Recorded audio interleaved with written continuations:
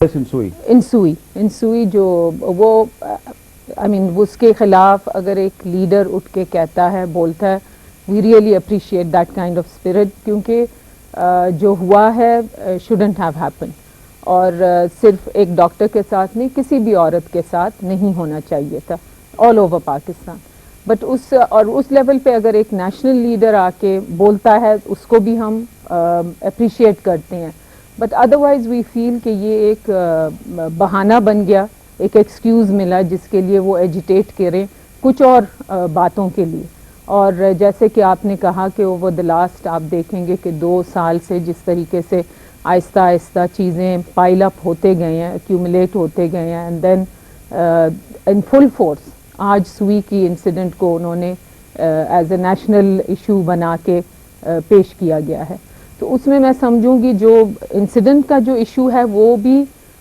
Mess up کیا گیا ہے جس طریقے سے اس کو ہینڈل کرنا تھا وہ ہینڈل نہیں کیا گیا جس نے بھی کیا whether it's P P L کی ہم بات کرتے ہیں یا کوئی اور وہ جیسے آپ ہم سب کو پتہ کہ انکوائری بھی چل رہی ہے اور اس کے کافی پیش رفت بھی ہوئے ہے اس حوالے سے اور انشاءاللہ تعالی جس نے بھی کیا ہے اس چیز کو which we all condemn, any human being would condemn it, whether male or female.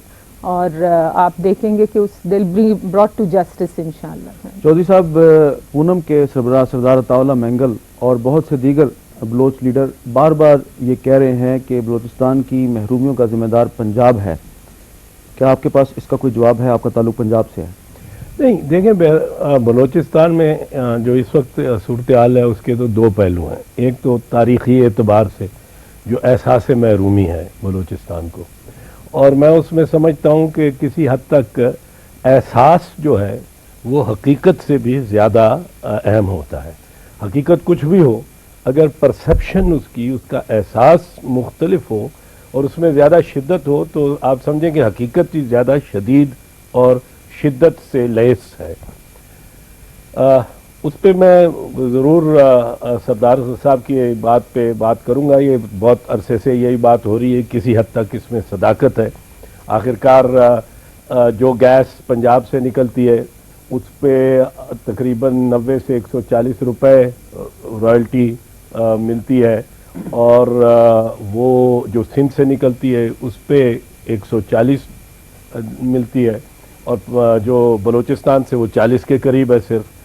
100 روپے کا فرق ہے. 100 روپے کا پر ملین بی ٹی یوز جو ہے ایک یونٹ ہے بی ٹی یو اس کے یہ بالکل فرق ہے. ہر ایک جگہ 100 نہیں ہے پر 50 سے لے کر 100 تک فرق ہے. پھر مطلب ہے کچھ محرومی وہاں کہ اپنے سرداری نظام کی وجہ سے بھی بلوچوں کو محسوس ہوتی ہے اور ہونی چاہیے. جو اب ایک نوجوان عنصر نکل رہا ہے وہ صرف پنجاب کے خلاف نہیں نکلے گا, وہ وہاں کے اپنے نظام کے خلاف بھی ایک بغاوت کا علم لیے ہوئے ہے. لیکن ایک چیز میں عرض کروں, ایک جو مشترکہ ہے سارے پاکستان کے لیے اور یہ ٹریگر جو ہوا ہے ڈاکٹر صاحبہ کا جو ریپ ہوا ہے, یہ اس پہ بدقسمتی ہماری یہ ہے کہ جب 1958 میں پاکستان میں پہلا مارشل لاء لگا تو اس کے بعد غیر محسوس طور پہ اس سے اگلے 5-6 سال کے اندر ہر لکھنے والا, ہر کالم نویس, ہر اداریہ لکھنے والا آہستہ آہستہ پھر جب ٹیلی ویژن آیا, ٹیلی ویژن کے ذریعے, ریڈیو کے ذریعے اس ملک کے ذہن میں ایک اور ہمارے سب کے ذہن میں ایک تبدیلی لائی گئی غیر محسوس انداز میں, جو پنجاب سندھ فرنٹیئر میں زیادہ آئی, بلوچستان میں ذرا کم آئی.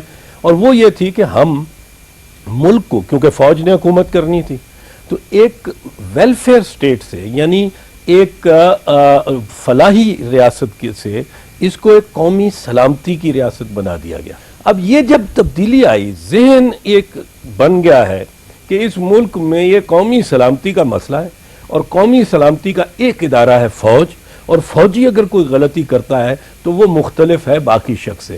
کیوں نہ وہ گرفتار ہوئے, پہلے دن گرفتار ہونا چاہیے تھا. یہ کہتے ہیں جی انکوائری ہوگی, انکوائری کے بعد گرفتار کریں گے. میں پوچھتا ہوں کون سا آدمی ہے, شخص ہے, یہ قانون ایک ہونا چاہیے جس پہ ریپ کا الزام لگے, زنا بالجبر کا الزام لگے یا قتل کا الزام لگے تو پہلے ایک انکوائری ٹریبیونل بیٹھ جاتا ہے کہ جی یہ فیصلہ کریں گے کہ اس نے کیا بھی ہے کہ نہیں کیا. اس سے گڑبڑ زیادہ بڑی ہے. جی بابر غوری صاحب، آپ ہیں پورٹس اینڈ شپنگ کے وزیر. گوادر پورٹ اتھارٹی آپ کی وزارت کے تحت آتی ہے، یہ بات درست ہے؟ صحیح بات. آپ یہ بتائیے کہ گوادر پورٹ اتھارٹی کا دفتر ابھی تک کراچی میں ہے، اور آپ نے اعلان بھی کیا تھا اور آپ نے کہا تھا کہ گوادر پورٹ اتھارٹی کے ملازمین گوادر چلے جائیں، جہاں کا کام ہے وہیں پہ جا کے کریں. لیکن ابھی تک وہ کراچی بیٹھے ہوئے ہیں. گوادر پورٹ اتھارٹی کے چیئرمین بھی کراچی بیٹھتے ہیں، کبھی کبھی جاتے ہیں وہ گوادر، اور وہاں پر زمینیں بہت دھڑا دھڑ لوگوں کو الاٹ ہو رہی ہیں. تو گوادر پورٹ اتھارٹی تو کراچی میں بیٹھی ہوئی ہے اور زمینیں جو ہیں وہ آپ دھڑا دھڑ الاٹ کیے جا رہے ہیں وہاں پہ، اور اسی پر اعتراض ہے ثناء اللہ بلوچ کو. نہیں، میں پہلے ایک وضاحت کر دوں کہ گوادر پورٹ اتھارٹی کا زمینوں سے کوئی تعلق نہیں ہے. اچھا. وہ زمینیں جو ہے وہ گوادر ڈیولپمنٹ اتھارٹی جو پروونشل گورنمنٹ کے انڈر میں آتی ہے وہ الاٹ کرتے ہیں، یا وہاں ان کا ریونیو ڈپارٹمنٹ ہے، اس کا ہم سے کوئی تعلق نہیں ہے. بلکہ ہماری زمین جو جب گوادر کا ایک پلان بنا تھا اس وقت 40,000 ایکڑ زمین جو ہے وہ پورٹ کی رکھی گئی تھی، اور اب اس میں سے 1,000 ایکڑ بھی نہیں ہے. وہ سب پروونشل جو گورنمنٹ کے ماتحت ادارے ہیں ان کے حوالے سے ہم نے رپورٹ بھی دی اوپر کہ یہ جو پورٹس کو ریکوائرمنٹ تھی وہ زمین اب موجود نہیں ہے، وہ مختلف ہاتھوں میں بک گئی ہے جو بھی ہے. تو یہ میں کلیئر کر دوں کانسیپٹ کہ ہمارا زمینوں سے کوئی تعلق نہیں ہے، نہ ہمارا صرف پورٹ کی حد تک ہے، اور پورٹ ہم نے کمپلیٹ کر دی ہے. جہاں تک پورٹ کے ملازمین کا تعلق ہے اور اس میں جو بلوچستان کے ہمارے جو بھائی ہیں ان کا خدشہ بالکل صحیح ہے کہ اگر گوادر کے جو لوگ ہیں اور پورٹ کے ملازمین ہیں ان کو جو ہے وہ گوادر میں ہی رہنا چاہیے. تو اس سلسلے میں نے 3 مہینے پہلے اس کا اعلان کیا تھا، اور گوادر کا پورٹ کا ہیڈ آفس جو ہے وہ گوادر میں شفٹ کر دیا تھا. اب صرف کراچی میں کیمپ آفس ہے. لیکن پرابلم یہ ہو رہی ہے کہ جو وہاں پہ جو پورٹس کے ملازمین کے لیے جو مکانات ہیں اور جو اس کی بلڈنگز ہیں اس پہ مختلف اداروں نے قبضہ کیا ہوا ہے، اور اس کے لیے ان کو ہم نے نوٹسز بھی دیے ہیں. ان اداروں کا تعلق کس سے ہے؟ وہ مختلف سیکورٹی کے بھی ادارے ہیں، سیکورٹی کے ادارے، نام لیں ان کا. مختلف ایجنسیز ہیں.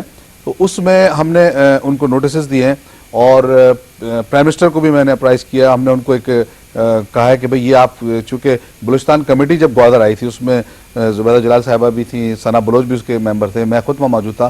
انہوں نے مشاہد صاحب نے وزٹ کیا تھا، اور انہوں نے کہا تھا کہ یہ کمیٹی کی بھی ریکمنڈیشن تھی کہ ان مکانات تمام بلڈنگز کو خالی کرا کے ان کو لائیں تو یہ اپنی فیملیز کے ساتھ باقاعدہ رہیں اور پراپر طریقے سے اپنا کام شروع کریں.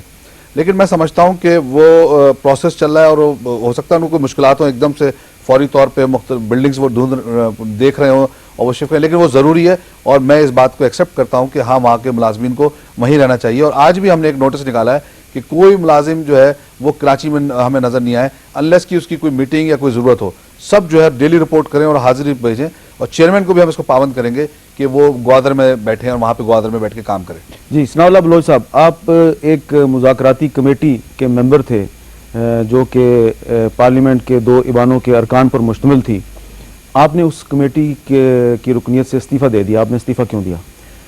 حامد بھائی شکریہ. سب سے پہلے بنیادی بات یہ ہے کہ ہم سیاست پہ، جمہوریت پہ، افہام و تفہیم پہ یقین تو رکھتے ہیں، لیکن ہم یہ سمجھتے ہیں کہ افہام و تفہیم اور مذاکرات کے معنی اس طرح نہ لیے جائیں کہ کسی کی مجبوریوں اور محرومیوں کا فائدہ اٹھا کر آپ صرف مذاکرات کا بہانہ بنا کر، افہام و تفہیم کا بہانہ بنا کر سلسلے کو طول دیں. ہم گزشتہ 55-56 برس سے اس وفاق کا حصہ ہیں. ایک پولیٹیکل ایگریمنٹ کے تحت ہم اس وفاق کا حصہ بنے تھے. ہماری چند ایک خواہشات تھیں، سب کی مشترکہ اور متفقہ خواہشات تھیں کہ ایک ایسا وفاق بنے جس میں تمام لوگوں کی، تمام وفاقی وحدتوں کے اختیارات کی بڑی واضح تعین اور اس کی تفویض ہو. لیکن افسوس کی بات ہے کہ جس طرح محترم اعتزاز احسن صاحب نے کہا کہ قومی سلامتی کے یا نیشنل سیکیورٹی کے لفظ کا بہانہ بنا کر یہاں پر وحدتوں کے اختیارات سلب کیے گئے، وفاقی وحدتوں کو پر فوجی آپریشنز کیے گئے ہیں، لوگوں کو جو ہے غداری اور وفاداری کے سرٹیفکیٹس دیے گئے، اور گزشتہ 55-56 برس میں ہم ایک دوسرے کے معاملات کو سمجھ ہی نہیں پا رہے.